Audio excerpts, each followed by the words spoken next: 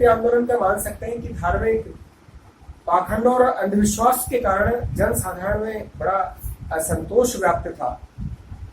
शूद्र समाज में, निम्न जाति के लोगों में हम कह सकते हैं कि धार्मिक बड़ा असंतोष था उस समय में।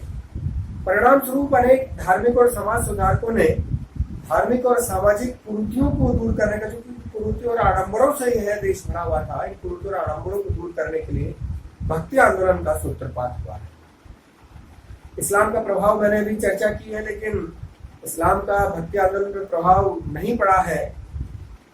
बहुत सारे भारतीय इतिहासकारों ने ऐसा माना है कि यह भारतीय मस्तिष्क की ही उपज थी और इस्लाम का इस पर कोई प्रभाव नहीं पड़ा। बहुत प्राचीन काल से ही भक्ति, यह शब्द हमारे यहाँ पर चल रहा था। यह पूर्ण रूप से जो है भारत का ही एक आंदोलन था। भक्ति आंदोलन की पूर्ण रूप से यहाँ की पृष्ठभूमि मान सकते हैं। भक्ति आंदोलन की ये कारण के बाद हम इसकी विशेषताओं के बारे में चर्चा करेंगे। तो विशेषताओं के बारे में चर्चा करेंगे तो सबसे पहले ईश्वर की एकता पर बनी भक्ति आंदोलन की विशेषता है।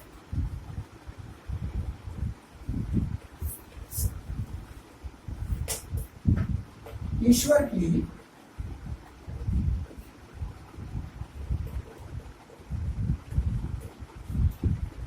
एकता पर बनी, यह एक प्रमुख विशेषता भक्ति आंदोलन की रही है कि ईश्वर एक है।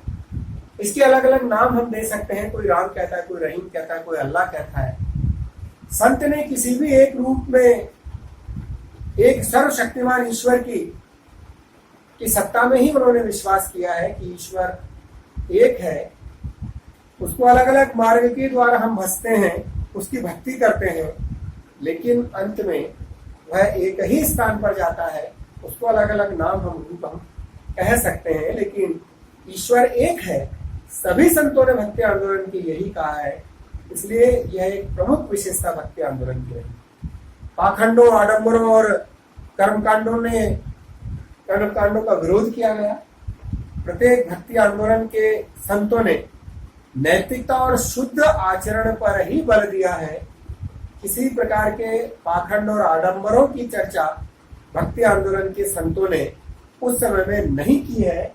केवल हृदय की शुद्धता की बात कही है कि मन से, शुद्ध हृदय से यदि हम ईश्वर की भक्ति करेंगे तो ईश्वर को हम प्राप्त कर सकते हैं। यह भी एक प्रमुख विशेषता भक्ति आंदोलन की रही है। जाति प्रथा, अस्पृश्यता, ऊंच नीच और इस भेदभाव का खंडन प्रत्येक संत ने, चाहे नानक हो, रहीम हो, रहदास हो, कबीर हो, मीरा हो, भक्ति आंदोलन के प्रत्येक संत ने इस प्रकार की ऊंच नीच, भेदभाव की, जाति प्रथा की, सबका जो है विरोध किया है। सामाजिक समानता और भ्रातृत्व पर, सभी एक दूसरे के भाई हैं, विश्व बंधुत्व पर यह बल देने वाले प्रत्येक संत कर रहे हैं। राम, रहीम, ईश्वर, अल्लाह, यह सब एक है। किसी ने भी इनको अलग अलग नहीं बताया है। इस प्रकार जितनी भी संस्कृतियां, मुख्य रूप से इस्लाम और मुस्लिम और हिंदू धर्म की संस्कृति यहाँ पर थी, इनमें आपस में समन्वय की भी बात तत्कालीन समय में की। हिंदू मुस्लिम एकता पर बल दिया गया है। इस काल में सभी संतों ने किसी प्रकार का बैर न रखते हुए अपने अपने मार्ग के द्वारा भक्ति कर ईश्वर को प्राप्त किया जा सकता है। फिर एक और प्रमुख विशेषता इस काल की रही नैतिकता पर बल। भार आडंबरों का विरोध किया गया। शुद्ध कर्मों और शुद्ध आचरण की बात उस समय में कही गई, इस पर बल दिया गया। अहिंसा, सत्य भाषण, दान, पवित्रता, दीन दुखियों की सेवा और ऐसे अनेक सद्गुणों की बात प्रत्येक भक्ति आंदोलन के संतों ने की है। काम, क्रोध, लोभ, मोह, अहंकार, ऐसे सब मिथ्या वचन आदि का परित्याग व्यक्ति को करना चाहिए, तब वह ईश्वर में अपने आप को लगा सकता है। सांप्रदायिकता का विरोध उस समय में कहा, यह भी एक विशेषता रही। धार्मिक सहिष्णुता, और हम भक्ति आंदोलन का मान सकते हैं कि धार्मिक पाखंड और अंधविश्वास के कारण जन साधारण में बड़ा असंतोष व्याप्त था। शूद्र समाज में, निम्न जाति के लोगों में हम कह सकते हैं कि धार्मिक बड़ा असंतोष था उस समय में। परिणाम स्वरूप अनेक धार्मिक और समाज सुधारकों ने धार्मिक और सामाजिक कुरीतियों को दूर करने का, जो कुरीति और आडंबरों से यह देश भरा हुआ था, इन कुरीति और आडंबरों को दूर करने के लिए भक्ति आंदोलन का सूत्रपात हुआ है। इस्लाम का प्रभाव मैंने भी चर्चा की है, लेकिन इस्लाम का भक्ति आंदोलन पर प्रभाव नहीं पड़ा है। बहुत सारे भारतीय इतिहासकारों ने ऐसा माना है कि यह भारतीय मस्तिष्क की ही उपज थी और इस्लाम का इस पर कोई प्रभाव नहीं पड़ा। बहुत प्राचीन काल से ही भक्ति यह शब्द हमारे यहाँ पर चल रहा था। यह पूर्ण रूप से जो है भारत का ही एक आंदोलन था। भक्ति आंदोलन की पूर्ण रूप से यहाँ की पृष्ठभूमि मान सकते हैं। भक्ति आंदोलन की ये कारण के बाद हम इसकी विशेषताओं के बारे में चर्चा करेंगे। तो विशेषताओं के बारे में चर्चा करेंगे तो सबसे पहले ईश्वर की एकता पर बनी भक्ति आंदोलन की विशेषता है।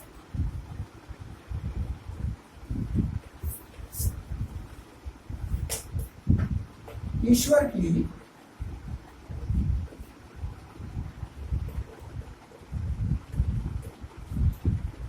एकता पर बनी, यह एक प्रमुख विशेषता भक्ति आंदोलन की रही है कि ईश्वर एक है। इसके अलग अलग नाम हम दे सकते हैं, कोई राम कहता है, कोई रहीम कहता है, कोई अल्लाह कहता है। संत ने किसी भी एक रूप में एक सर्वशक्तिमान ईश्वर की सत्ता में ही उन्होंने विश्वास किया है कि ईश्वर एक है। उसको अलग अलग मार्ग के द्वारा हम भजते हैं, उसकी भक्ति करते हैं, लेकिन अंत में वह एक ही स्थान पर जाता है। उसको अलग अलग नाम हम रूप हम कह सकते हैं, लेकिन ईश्वर एक है। सभी संतों ने भक्ति आंदोलन की यही कहा है, इसलिए यह एक प्रमुख विशेषता भक्ति आंदोलन की रही। पाखंडों, आडंबरों और कर्मकांडों का विरोध किया गया। प्रत्येक भक्ति आंदोलन के संतों ने नैतिकता और शुद्ध आचरण पर ही बल दिया है। किसी प्रकार के पाखंड और आडंबरों की चर्चा भक्ति आंदोलन के संतों ने उस समय में नहीं की है। केवल हृदय की शुद्धता की बात कही है कि मन से, शुद्ध हृदय से यदि हम ईश्वर की भक्ति करेंगे तो ईश्वर को हम प्राप्त कर सकते हैं। यह भी एक प्रमुख विशेषता भक्ति आंदोलन की रही है। जाति प्रथा, अस्पृश्यता, ऊंच नीच और इस भेदभाव का खंडन प्रत्येक संत ने, चाहे नानक हो, रहीम हो, रहदास हो, कबीर हो, मीरा हो, भक्ति आंदोलन के प्रत्येक संत ने इस प्रकार की ऊंच नीच, भेदभाव की, जाति प्रथा की, सबका जो है विरोध किया है। सामाजिक समानता और भ्रातृत्व पर, सभी एक दूसरे के भाई हैं, विश्व बंधुत्व पर यह बल देने वाले प्रत्येक संत रहे हैं। राम, रहीम, ईश्वर, अल्लाह, यह सब एक है। किसी ने भी इनको अलग अलग नहीं बताया है। इस प्रकार जितनी भी संस्कृतियां, मुख्य रूप से इस्लाम और मुस्लिम और हिंदू धर्म की संस्कृति यहाँ पर थी, इनमें आपस में समन्वय की भी बात तत्कालीन समय में की। हिंदू मुस्लिम एकता पर बल दिया गया है। इस काल में सभी संतों ने किसी प्रकार का बैर न रखते हुए अपने अपने मार्ग के द्वारा भक्ति कर ईश्वर को प्राप्त किया जा सकता है। फिर एक और प्रमुख विशेषता इस काल की रही नैतिकता पर बल। भारी आडंबरों का विरोध किया गया। शुद्ध कर्मों और शुद्ध आचरण की बात उस समय में कही गई, इस पर बल दिया गया। अहिंसा, सत्य भाषण, दान, पवित्रता, दीन दुखियों की सेवा और ऐसे अनेक सद्गुणों की बात प्रत्येक भक्ति आंदोलन के संतों ने की है। काम, क्रोध, लोभ, मोह, अहंकार, ऐसे सब मिथ्या वचन आदि का परित्याग व्यक्ति को करना चाहिए, तब वह ईश्वर में अपने आप को लगा सकता है। सांप्रदायिकता का विरोध उस समय में कहा, यह भी एक विशेषता रही। धार्मिक सहिष्णुता और मानववाद के प्रचार पर उन्होंने विशेषताओं में एक जो महत्वपूर्ण बात है, गुरु की महत्ता। संपूर्ण भक्ति आंदोलन के संतों ने गुरु के महत्व को माना है कि गुरु की सहायता आवश्यक है ईश्वर ज्ञान प्राप्ति के लिए। कबीर ने तत्कालीन समय में कहा था कि गुरु गोविंद दोनों खड़े, काके लागू पाए, बलिहारी गुरु आपने गोविंद दियो बताया। यह हम उदाहरण, यह दोहा सर्वविदित है कि ईश्वर के पहले गुरु के चरण स्पर्श करने चाहिए, क्योंकि गुरु ने ही ईश्वर तक पहुंचने का मार्ग बताया है। गुरु नानक देव ने भी गुरु ग्रंथ साहिब में गुरु के महत्व की चर्चा की है। इसके अतिरिक्त जितने भी संत हुए हैं, यह गुरु शिष्य परंपरा प्रारंभ से ही चली आ रही थी और उसमें ईश्वर को प्राप्त करने में गुरु महत्वपूर्ण, गुरु का स्थान होता है। यह बात करेंगे। भक्ति भावना, भक्ति की भावना होना यह आवश्यक है। उसमें सामान्य विशेषता हम कहें कि ज्ञान मार्ग और कर्म मार्ग से भी सरल मार्ग है और श्रेष्ठ मार्ग है ईश्वर को प्राप्त करने का। चैतन्य महाप्रभु ने तो यहां तक कहा है कि भक्ति ही जो है मोक्ष प्राप्ति का केवल एकमात्र मार्ग है।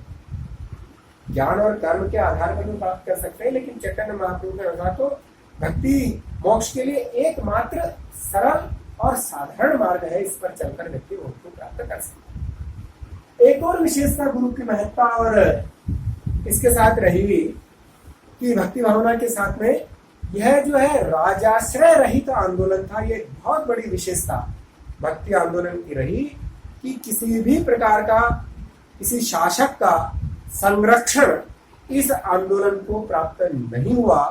अधिकांश जो संत थे वह निम्न वर्ग से थे और सामान्य वर्ग से थे। किसी राजनीति से उनका कोई लेना देना नहीं था। राजनीति में इन संतों की कोई रुचि भी नहीं थी। तो यह भक्ति का जो संदेश है जन साधारण पहुंचाने के लिए यह सामान्य जो परिवार से, सामान्य जो वर्ग से आए थे, बहुत अधिक उन्होंने प्रयत्न किया और सामान्य जन के कारण इनके प्रयत्न भी सामान्य जन की भाषा के कारण बहुत अधिक सफल हुए। एक शब्द आता है भक्ति आंदोलन की विशेषता में, प्रपत्ति। प्रपत्ति का अर्थ है ईश्वर की शरण में अपने आप को संपूर्ण रूप से ईश्वर के सम्मुख आत्मसमर्पित कर देना। समर्पित होकर ईश्वर की भक्ति करना, समर्पण की भावना से प्रेरित होकर ईश्वर की भक्ति करना। पूर्ण रूप से हम आत्मसमर्पण कर देंगे तब ही हमें ज्ञान की प्राप्ति हो सकती है और ईश्वर को हम प्राप्त कर सकते हैं। इसलिए उसमें पूर्ण समर्पण की आवश्यकता है। एक और भक्ति मार्ग की विशेषता है सत्संग, जो आज भी हम देखते हैं कि भक्ति की उत्पत्ति और विकास यह जो सब हुआ है और इसके लिए जो अनुकूल वातावरण मिला है वह सत्संग के कारण मिला है। बहुत अधिक छोटे और बड़े मंडलियों में यह जो मध्यकालीन संत हुआ करते थे, यह जो है सत्संग किया करते थे। आज भी उसको हम नाम दे सकते हैं, सत्संग को संत समागम कह सकते हैं, बहुत सारी बातें कह सकते हैं। तो आत्मा की शांति के लिए मध्यकालीन संतों ने सत्संग का एक स्वरूप हम सबको दिया है। उसके कारण भी भक्ति आंदोलन धीरे धीरे छोटे गांवों तक भी, ढाणियों तक भी यह विस्तृत हो गया है। एक और बात जो इसकी प्रमुख विशेषता है वैराग्य, कि सांसारिक विषयों और पदार्थों का त्याग यह वैराग्य है। विषय कामनाओं में जो लीन रहने वाला व्यक्ति है वह ईश्वरोन्मुख नहीं हो सकता है। 4 बातें इसके लिए आवश्यक है कि 5 इंद्रियों पर विजय, नारी के मोहक रूप की निंदा, अर्थ की निंदा और शरीर की नश्वरता का बोध। यह जब 4 बातें हो जाएगी कि 5 हमारी जो इंद्रियां हैं इस पर व्यक्ति विजय प्राप्त कर लेगा, इस पर नियंत्रण प्राप्त कर लेगा, तभी वह वैराग्य के लिए योग्य है। नारी के मोह के प्रति वह आकर्षित नहीं होगा तो वह वैराग्य की ओर बढ़ सकता है। अर्थ के चक्कर में वह नहीं पड़ेगा, अर्थ की निंदा करेगा तो वह वैराग्य की ओर बढ़ सकता है। और व्यक्ति को इस प्रकार का बोध हो कि यह जो शरीर है यह अमर नहीं है, शरीर नश्वर है, यह वैराग्य भक्ति आंदोलन की विशेषता है। एक और विशेषता नाम की महिमा। निर्गुण संत और सगुण संत, सब प्रकार के संत हुए, दोनों के अनुसार नाम जो है यह एक अमोघ शक्ति है ईश्वर को प्राप्त करने के लिए। माला जपना, ईश्वर का ध्यान करना, भगवान के नाम का जो है उल्लेख करना, उसके भगवान को स्मरण करना, इस प्रकार भव सागर से पार करने के लिए भगवान का नाम ही यह बहुत महत्वपूर्ण है। तो यह भक्ति आंदोलन की विशेषताओं की हम यहाँ पर चर्चा की। भक्ति आंदोलन का महत्व और प्रभाव इसका हम आगे चर्चा करेंगे।